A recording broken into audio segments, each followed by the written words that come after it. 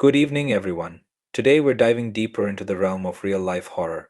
We'll be sharing more chilling tales based on true events. Before we begin, for our appreciation and encouragement our hard work, please hit that like button and subscribe to support our channel. We're always on the lookout for new, terrifying stories.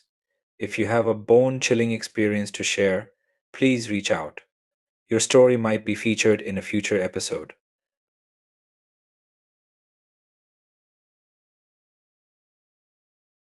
Throughout my life, I've had a knack for the strange things. Shadows that seemed to dance on their own, disembodied voices whispering secrets. These were as ordinary to me as the sunrise. I never gave them much thought, just interesting quirks to share. But in the fall of 2009, when I was 15, everything changed. I was invited to my first and only Halloween party, a seemingly harmless event that would forever alter my perception of the world. My friend gathered a group of us, and we set out trick or treating. The night was uneventful, save for a few awkward encounters with schoolmates. Back at the house, we older girls retreated to my friend's room, while the younger ones claimed her sisters. As we gathered in the backyard, a chill ran down my spine, and I sought refuge indoors with another girl. Suddenly, a blood-curdling scream pierced the night. A terrified young girl burst through the door, followed closely by my friend's sister and the rest of the group. What happened next would forever haunt my memories. We all gathered in my friend's room, unsure of what to do next. Someone suggested that my friend go upstairs and talk to the younger girl who had screamed. We waited anxiously for her return. When she finally did, she was frantic, her face pale and her eyes wide with fear. She urgently pulled me aside, insisting I come with her immediately. Before I could ask what was wrong, she practically dragged me up the stairs. At the top, my friend explained that due to my experience with witchcraft and the paranormal, and being the oldest, I was the best person to help. The younger girl was curled up on the floor, sobbing uncontrollably. Her body shook with each breath, and her soft cries filled the room. I gently sat down across from her and touched her arm. She looked up at me, a flicker of relief in her eyes. She explained that while swinging, facing the woods, she began to feel a strange, unsettling sensation. She jumped off the swing and stood at the edge of the woods. Her younger sister asked if she was okay, but she dismissed her concern, insisting on silence. She could hear a low, menacing growl emanating from the darkness. When she asked her sister if she heard it too, the girl denied it. Curiosity and fear compelled her to peer into the woods. There, in the darkness, she saw two piercing red eyes staring back at her. The growling intensified, sending chills down her spine. She screamed and ran away, terrified. I confessed that I'd felt a similar unease near the woods, which is why I'd come inside. I offered to help and reassured her that everything would be all right. We decided to call her grandmother to pick her up, and she waited alone. The rest of the girls and I watched TV, but I felt uneasy. When I found her sitting under the window, her head was in her arms, and she looked very sad. I asked if she was okay, and she said she'd seen a figure with bright red eyes on the street, the same eyes she'd seen in the woods. Her voice trembled as she spoke. I looked outside, but all I saw was a car pulling into the driveway. Her dad arrived, walked her to her grandmother, and apologized for the incident. I returned to the movie, trying to shake off the uneasy feeling that still lingered. I was worried about her, but being with my friends helped to ease my mind a bit. Around 2 a.m., I woke up with a full bladder and needed to use the bathroom.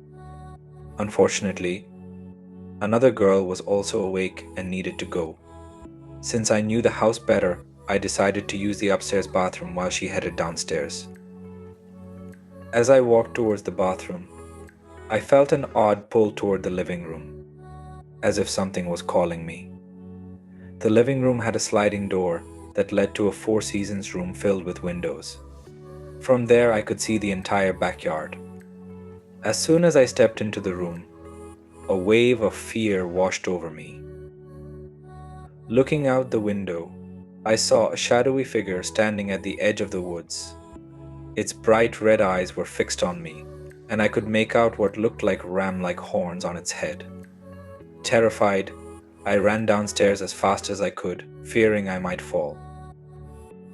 Once I arrived at my friend's room, I collapsed onto the floor at the foot of her bed, still reeling from the unsettling encounter. Exhausted from the previous night, I drifted off to sleep in a seated position. By morning, we collectively decided it was best to avoid discussing the younger girl and the strange events of the night. However, the haunting image of the figure wouldn't leave my mind, replaying incessantly. Later, the group made plans to venture into the woods in search of any unusual occurrences. I opted to stay behind with a childhood friend, finding comfort in her presence. Confiding in her, I revealed what I had witnessed, and we agreed to approach the younger girl at school the following week. In the weeks that followed the party, I grew closer to her, sharing our thoughts and feelings about that fateful night. Intrigued by what we'd seen, we began searching for answers.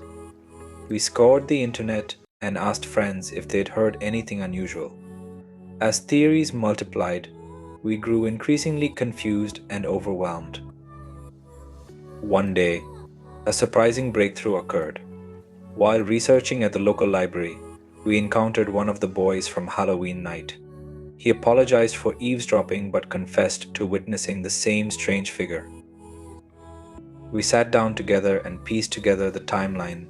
The younger girl had seen the full figure at 10 p.m., the boy at midnight, and I at 2 a.m. It seemed like the figure appeared to us every 2 hours, starting with the youngest, then the middle child, and finally the oldest. I had just met the youngest girl that night, as had the boy. The boy and I had been in the same class for about 2 years, but we hadn't spoken to each other until that night in high school. I lost touch with the boy after a big fight and have only spoken to him a couple of times since. However, I still talk to the girl from time to time, and we've remained fairly close even though we don't see each other as much anymore. But I've always wondered what we really saw that night and why we all saw it.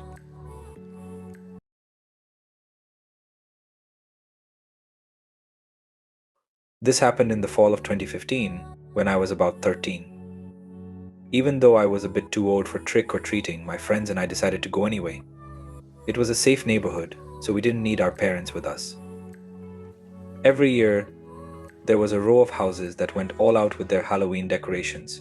They usually transformed their homes into scenes from Pirates of the Caribbean. But this year, they were all themed after different horror movies. One house, however, stood out.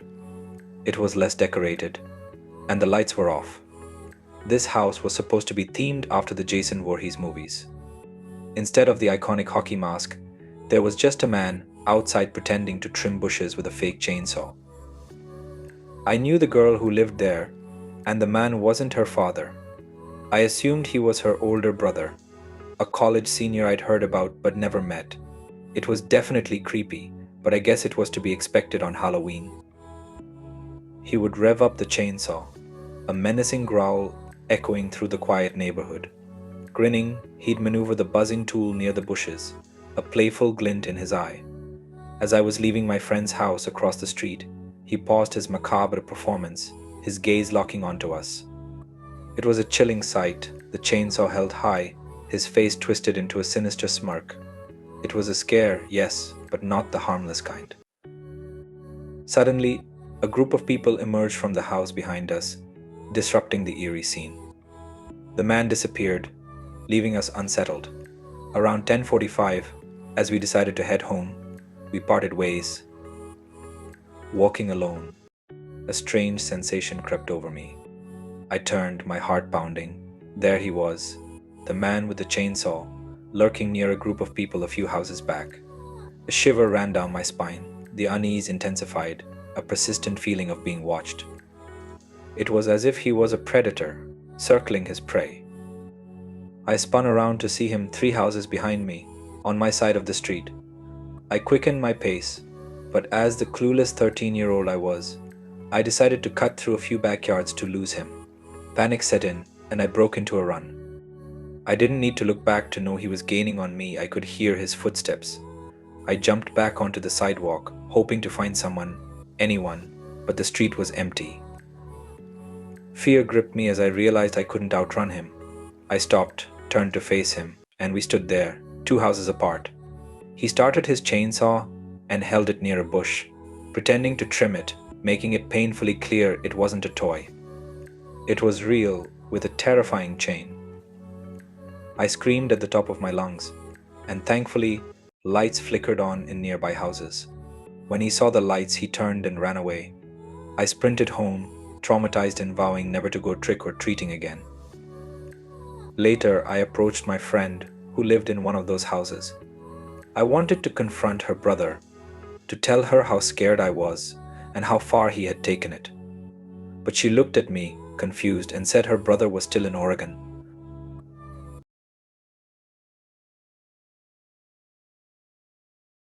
On Halloween night, October 31st, my family was still intact. Though we had a rule where we'd split up between our parents, that night, my sister and I went with Dad, while our younger siblings were with Mom. Dad planned to take us to a neighborhood with bigger houses for better trick-or-treating. I invited a few friends, but only Aubrey could make it. Dad picked her up, and we drove to this beautiful neighborhood with its decorated homes. Full of excitement, Aubrey and I wandered off, eager to collect as much candy as possible. I often ran ahead, eager to explore every house before Halloween ended. Aubrey and I had been walking for so long that we were the only kids left in sight. We were chatting about the usual teenage stuff, school drama, friends, and the massive candy haul we'd collected. Suddenly, a strange scraping sound cut through the quiet street. It was loud and unsettling, drawing our attention. We turned to see a figure in a creepy clown costume, armed with a bat, slowly approaching us. The eerie silence of the street, combined with the clown's menacing presence, sent a chill down our spines. I've always had a fear of clowns, so I instinctively quickened my pace, and Aubrey followed suit. We were far from other trick-or-treaters, which only added to the unease. As we glanced back, the clown had stopped moving, its gaze fixed on us. We decided to find my dad, but as we turned away, the clown lunged forward, sprinting towards us. Panic set in as we took off running, screaming at the top of our lungs, oblivious to our surroundings. The quiet, dimly lit street, reminiscent of the back roads near my old apartment, seemed to amplify the terror. The clown's blood-curdling screams echoed behind us, pushing us to run faster and faster. I didn't dare look back, but later, Aubrey told me the clown had raised his bat menacingly, as if he was about to strike. Our hearts pounded in our chests like drums, and we could feel the adrenaline coursing through our veins. We were terrified, but we knew we had to keep running. We turned a corner onto a familiar street, and we could see the safety of our homes in the distance. We dashed across the road, barely noticing the traffic, our minds focused solely on escaping the clutches of the clown. When we finally reached the other side, silence fell. The screams that had filled the air moments ago were gone, and we realized that the clown was no longer behind us. After running for what felt like forever, we found my dad and breathlessly recounted our terrifying ordeal. He believed us, seeing the fear etched on our tear-streaked faces. At only 13 years old, our fear was palpable. To this day, clowns remain my worst fear. Aubrey and I often reminisce about that traumatic experience. Looking back, the clown might have just been a silly teenager in a costume, trying to scare kids. What a creep.